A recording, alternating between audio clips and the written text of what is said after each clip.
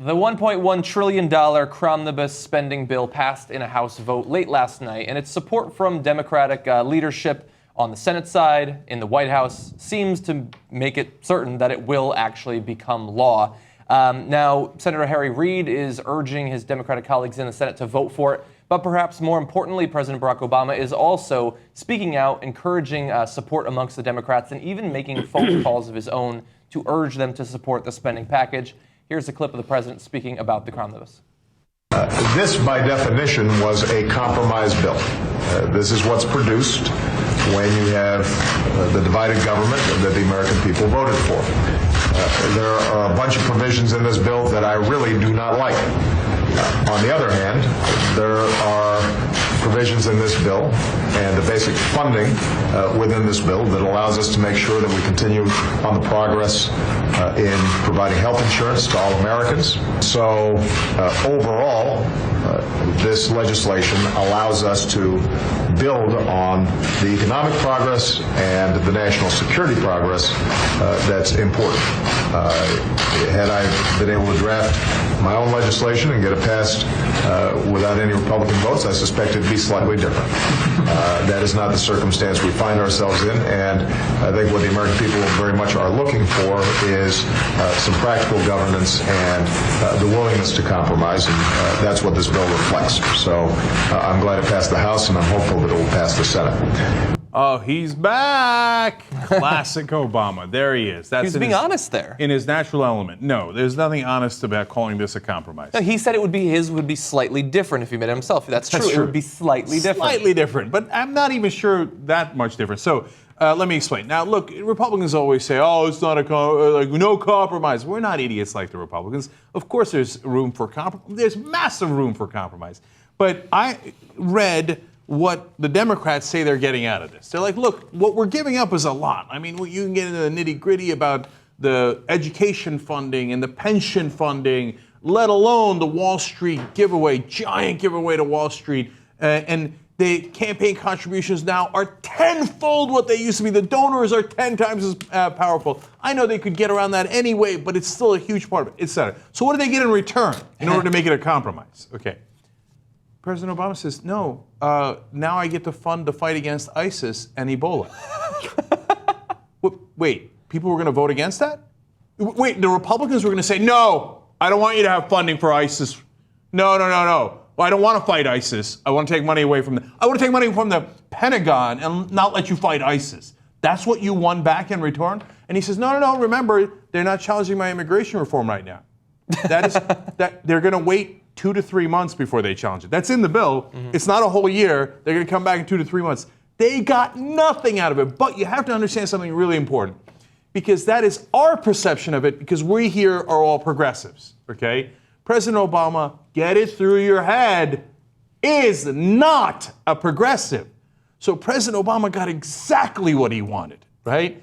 So the fact that Republicans are back in charge, he loves it. By the way, they could have held out. They could have held out on those two provisions at least, Wall Street giveaway and on the campaign contributions going out. And they had the votes. They needed the Democratic votes, so they had them. They could have easily won. President Obama came in and told Nancy Pelosi and told the rest of Congress, no, I'm on the side of the Republicans. And you're going to pass this just like the Republicans want. That's President Obama. We had talked about the administration's first response to the bill, and they said, we're happy that they didn't totally gut Obamacare, they effectively said. But it turns out that they did actually, the Republicans, slip in an anti-Obamacare portion into this bill, and it does have to do with the funding, as Wes alluded to. And what it would basically do is it would cut off alternative sources of funding to the so-called risk corridors. This is what they do. The risk corridor program makes it so that insurers estimate in advance how their insurance pools will look, and if in the end they're significantly better than estimated, they pay money into the program, creating a fund. If they're significantly worse than estimated, they are paid money by the program. So basically, they make these estimates, and then depending on what people's premiums actually end up being, it stops the insurance companies from necessarily having to raise the rates because they can take money out of the risk corridor pool instead. This thing that was added to the cromnibus, though, says only the money that the insurance companies pay in can be used to then pay out. There's no alternative funding. Congress can't just put money into that fund, which many people might oppose anyway. But it is sort of, I guess, anti-industry to some extent because it makes it a little bit harder to bail out those companies. But the companies in return probably will raise the rates, which means that people will think that it's Obamacare that's causing insurance premiums to rise when it's in fact an amendment Republicans put in that could necessarily cause them to raise in the future. So I'm not sure that I like the risk corridors in the first place. And I know it gets complicated, but the bottom line is it helps the insurance companies, kind of guarantees a profit for them. So it's part of the deal that they struck to glue this thing together. It's part of what I didn't like about Obamacare. So I don't cry for that provision being gone, okay?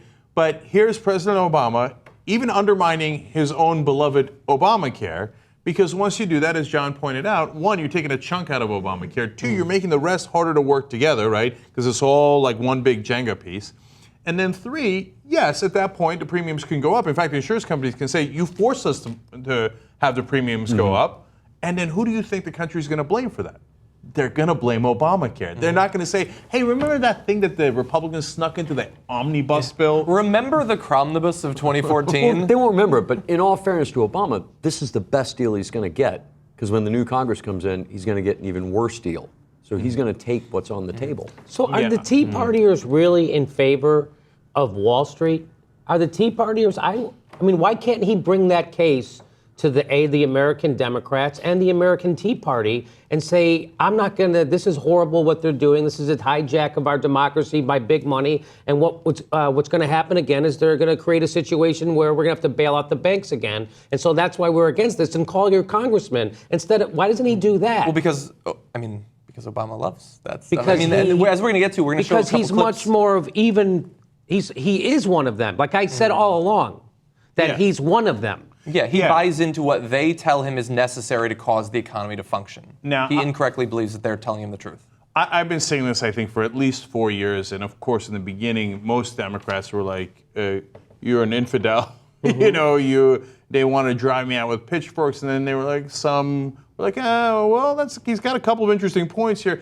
I think we're now getting to the point where we're near a tipping point where like the Iraq War was. Like, we were like, hey, it's a bad idea, it's a bad idea. No, everybody was like, no, it's a great idea. And we wore them down, and then they're like, oh, yeah, sorry about that was a terrible idea, right? So I think by the end that people, even a lot of super hardcore Democrats, I mean, Maxine Waters' hair's on fire. Nancy Pelosi's pissed. So what do you... And these are, I mean, it's not like Nancy Pelosi is like some fire-breathing liberal, right? No, she's fairly establishment. Yeah, she's a slightly more progressive and within the context of Congress, et cetera. But now, before I would have Democrats don't nearly spit in my eye when I said Obama's a light Republican, right? Now, everybody I talk to is like, yeah. Okay, so to Jimmy's point, think about this. If he said, hey, listen, you Republicans, you want to, because your big threat is shutting the government down. You're going to shut the government down so you can make sure that Wall Street gambles with your taxpayer-protected deposit that you put into the bank. That's the point one. Two, so they could flood more money into political contributions, which you hate. Okay. Three, they're going to stop the fight against ISIS. Four, they're going to stop money going to fight Ebola. It's a politician's wet dream. Yeah. You can't get better than that. Are you kidding me? I would slaughter them with that. By the end of however long the shutdown went, they wouldn't go to a shutdown. No politician, even Republicans aren't crazed enough to go to a shutdown. On those 4 issues, they would get murdered. Yes, this is what I'm saying. I know, but Obama did. Why doesn't Obama do it? Because he's on their side. He's with them.